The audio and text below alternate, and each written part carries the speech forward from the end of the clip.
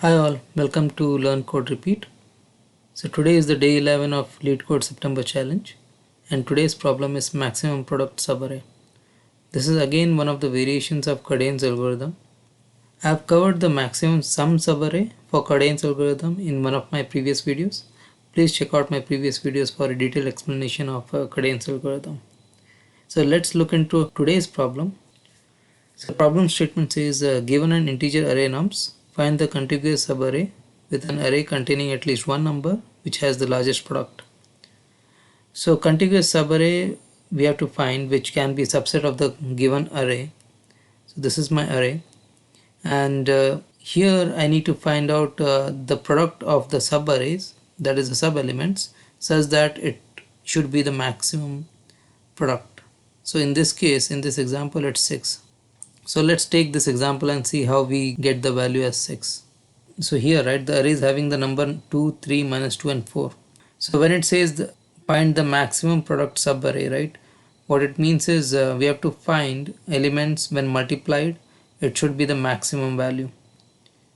And it should be a subset of the given array, right? So that means either the element itself, 2, or the element and the next contiguous elements, right? So 2 or 2 into 3 or 2 into 3 into minus 2 or 2 into 3 into minus 2 into minus 4, right?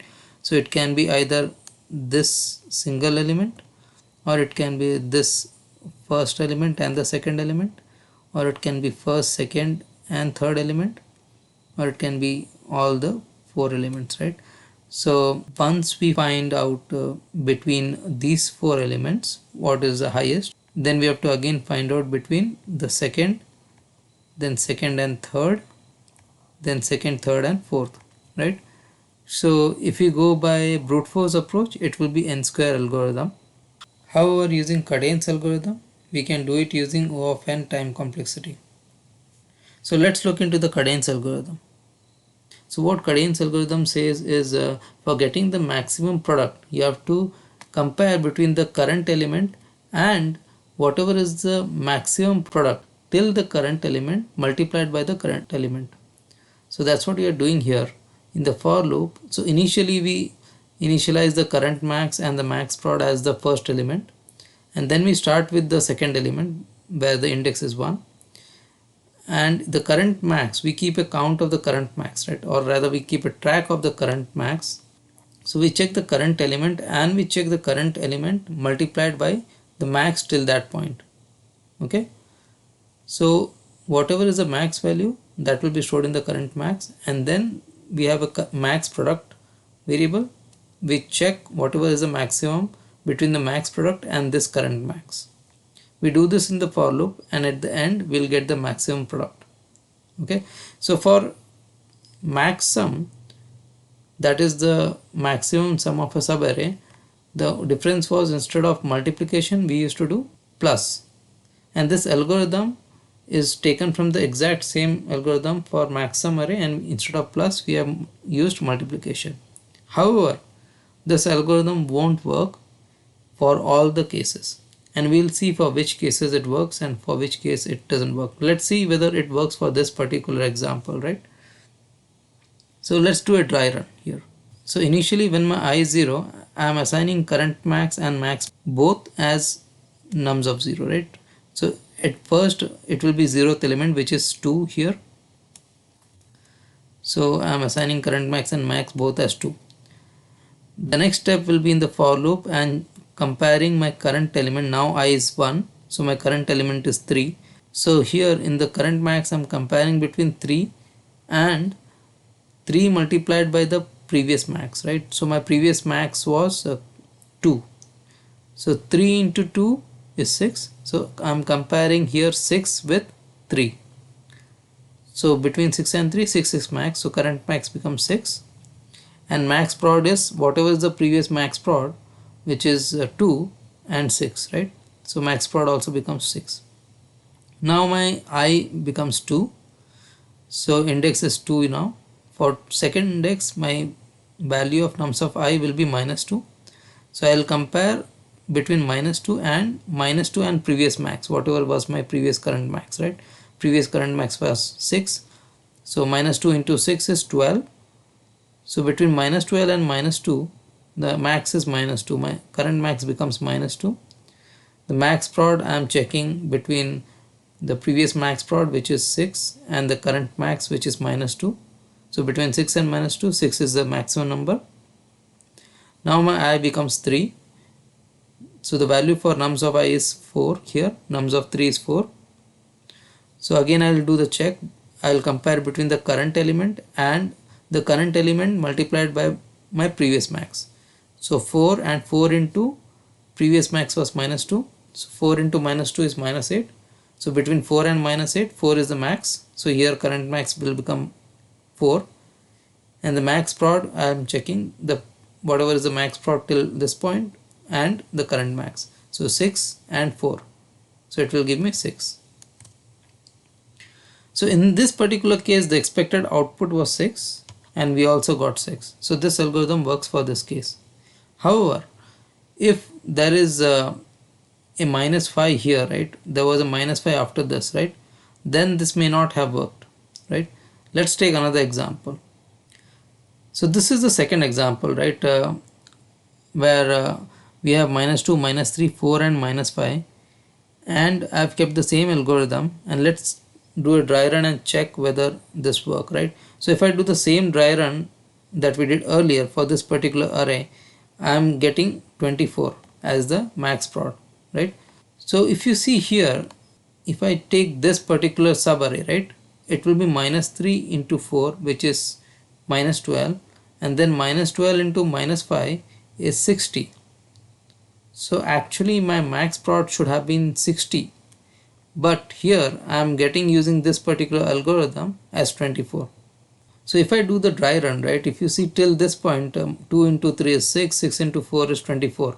So it considered this 24 as the highest, and after that when it comes to minus 5, this number, this index, it compares between minus 5 and minus 5 into my previous max. So my previous max was 24, so minus 5 into 24 will be a higher minus negative number than minus 5, right. So between these two, the max will be minus 5.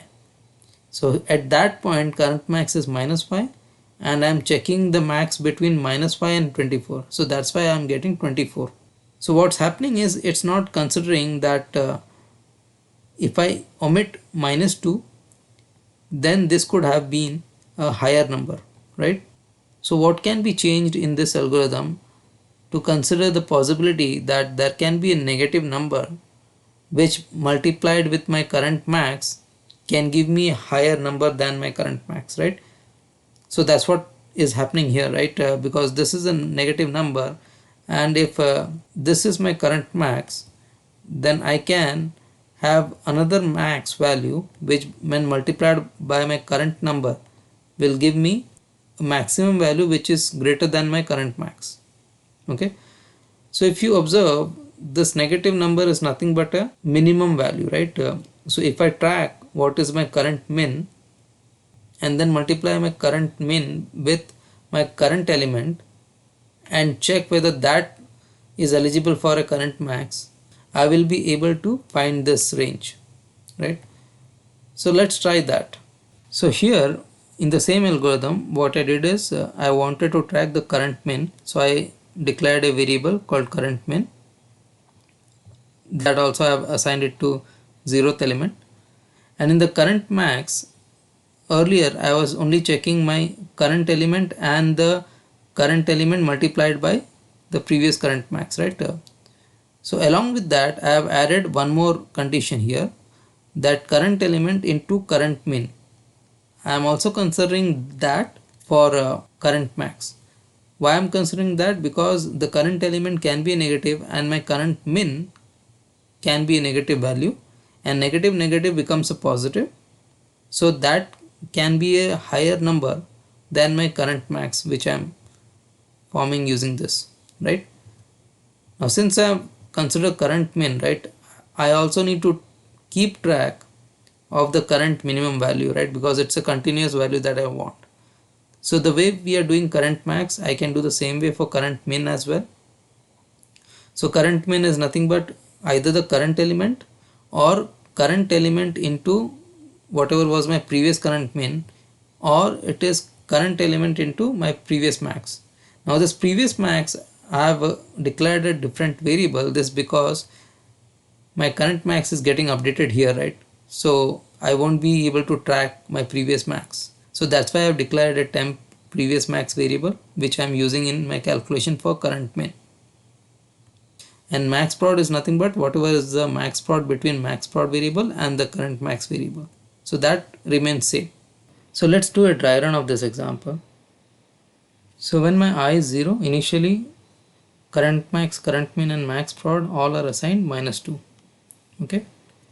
So when my I is 1, my current max is either the current number, which is -3, or it is current number into the max till that point, which is -2. It was earlier -2. So -3 into -2 is 6. So between -3 and 6, 6 is the max. And also we have to consider the current min. So nums of I is -3 into current min was -2, which is again 6. So here current max will be 6.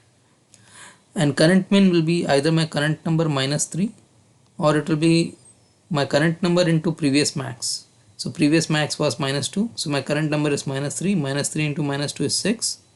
So between -3 and 6, the minimum is -3. And also I need to check my current min, the previous current min. So previous current min was also -2. So -3 into -2 is 6. Again between -3 and 6, the minimum is -3. So current minimum will be here -3. And the max prod is the maximum of my previous max prod, which was -2, and the current max, which is 6. So between -2 and 6, max prod is 6. Now when I is 2, I'll again check what is the current max. So here current element is 4. So between 4 and 4 into my previous current max is 6. So 4 6 are 24. So now the highest is 24. So now the max is 24. Also I need to check between current element and my previous current min, right? So my previous min was -3. So 4 into -3 is -12. Between -12 and 24, 24 is higher. So my max will be 24. Current max will be 24. Similarly for current min, it will be either 4 or 4 into my previous current max, which is -3. 4 into -3 is -12. Or it will be my current number into my previous current min. So 4 into 6 is 24, which was my previous max. So comparing 24 with -12, 4 into -3 is -12. Between that, -12 is the minimum, and between -12 and 4, again -12 is the minimum. So my current minimum will become -12. And max prod is my previous max prod and current max. So previous was 6 and 24 is 24. 24 is a higher. So max prod will now become 24. In the last element, I'll again check this element -5 into my previous current max. So -5 into previous current max 24 is -120. So that is between -5 and -120, -5 is higher. And again I'll multiply -5 with my previous current min.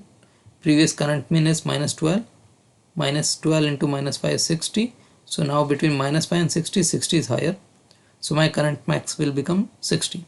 Again I need to check current min, and for current min it will be again my current number -1 and -1 into my previous max, which is 24, and 24 into -5 is -120. So between -120 and -5, the minimum is -120. And also I need to check with current min. So -5 into -12 is 60. So 60 is higher. So -120 will be the minimum value for current min. And max prod will be my previous max prod and the current max. So between 24 and 60, 60 is the higher. So here the final output is 60. So unlike last time where we were getting 24 with the previous algorithm, now we are getting 60, right? And 60 is the correct value. So the only modification that we did was we kept a track of current min as well. And during our current max calculation, we used the current min as well with the current number. So that's how we modified the cadence algorithm, and this is also a cadence algorithm for max product. So we modified the cadence max sum algorithm for subarray and we used it in the max product algorithm. The complexity for this is again O of n, and we can use the same algorithm in LeetCode as well. So here I have pasted the same algorithm in LeetCode. Let's submit this.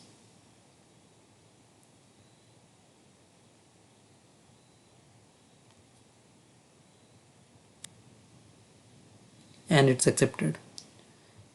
So that's it for this video. If you like the explanation, please like the video. And if you have any questions, please write down in the comment section. And please do subscribe to the channel. Thank you.